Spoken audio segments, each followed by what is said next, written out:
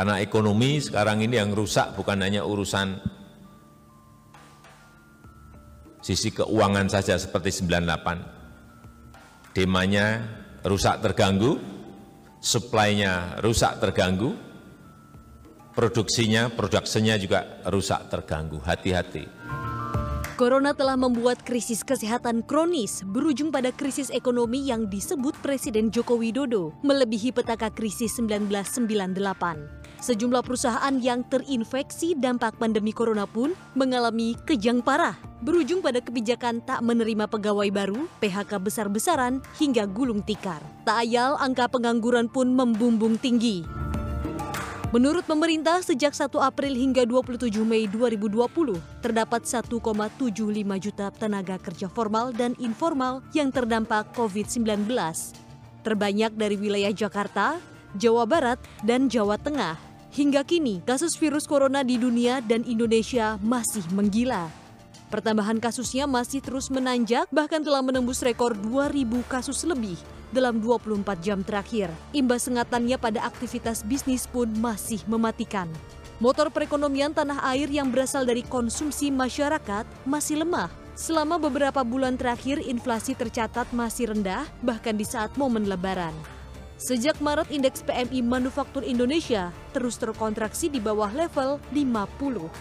Mobilitas yang terganggu imbas pembatasan sosial kala pandemi menyebabkan penjualan retail anjlok 20% lebih pada Mei 2020. Pertumbuhan ekonomi pun diramal minus pada kuartal 2 tahun 2020. Gelombang pengangguran diproyeksi masih akan bertambah hingga akhir tahun ini.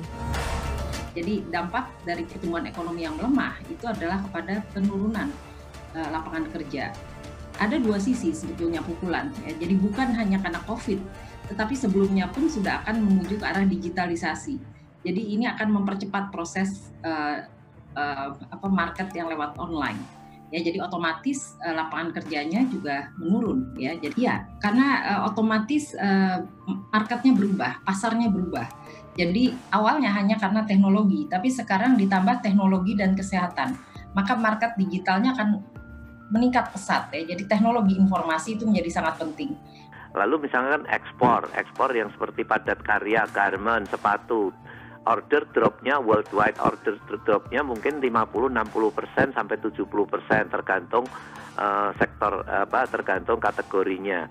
Nah, itu kan kalau kita nggak bisa mengatur dengan baik cash flow kita, ya kita bisa kolaps. Jadi pada waktu bisnis itu kembali lagi pulih di kuartal 1 atau kuartal 2 tahun depan sudah nggak berdaya lagi kan begitu. Yang mungkin recovery-nya masih lama. Jadi pasti akan penurunan karyawan itu akan berjalan terus gitu. Jadi swasta itu sampai hari ini belum banyak menerima bantuan, beda dengan negara tetangga kita itu. Pemerintah bukan tanpa usaha untuk menahan gerusan tenaga kerja. Sudah ada kucuran stimulus mulai dari insentif dunia usaha, UMKM, hingga penerbitan pelatihan lewat kartu prakerja. Namun pemerintah mengakui selama masa pandemi masih menghantui, maka pemulihan sektor tenaga kerja sulit realisasi. Sekali lagi memang recovery tidak bisa dilakukan dalam waktu 1 tahun ini. Jadi kami membutuhkan recovery 2021-2022. Pemerintah juga sangat memanfaatkan momentum banyaknya perusahaan-perusahaan Amerika yang merealokasi dari Cina. Pemerintah harus terus jor-joran mengatasi wabah corona, serta tak henti menggelontorkan stimulus untuk menahan gelombang pengangguran.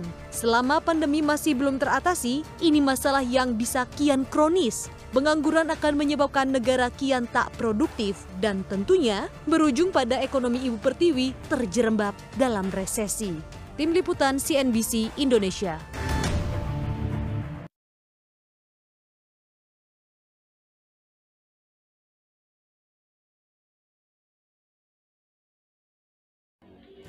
Assalamualaikum warahmatullahi wabarakatuh. Nama saya Rahmatul Latifah dari kelas 11 PS1, nomor absen 29.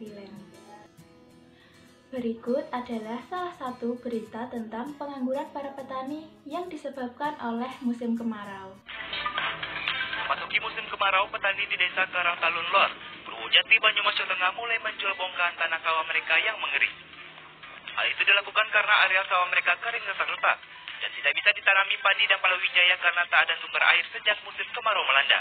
Bongkahan tanah sawah ini mereka jual kepada perajin batu bata.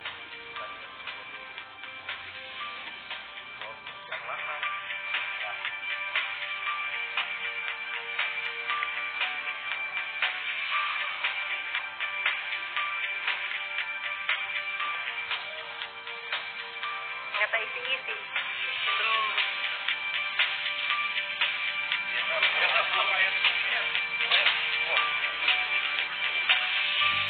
Musim kemarau mengakibatkan warga di Banyumas, Jawa Tengah gagal panen dikarenakan kekeringan lahan. Tanaman para petani terancam mati. Kondisi ekstrim ini membuat harapan warga untuk mendapatkan hasil panen di musim kemarau semakin tipis.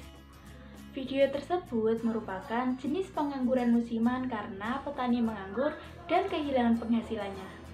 Nah, cara untuk mengatasinya dengan cara membangun waduk untuk tampungan air, membangun saluran irigasi, dan menjaga kelestarian hutan agar air tanah tetap tersedia. Sekian dari saya. Wassalamualaikum warahmatullahi wabarakatuh.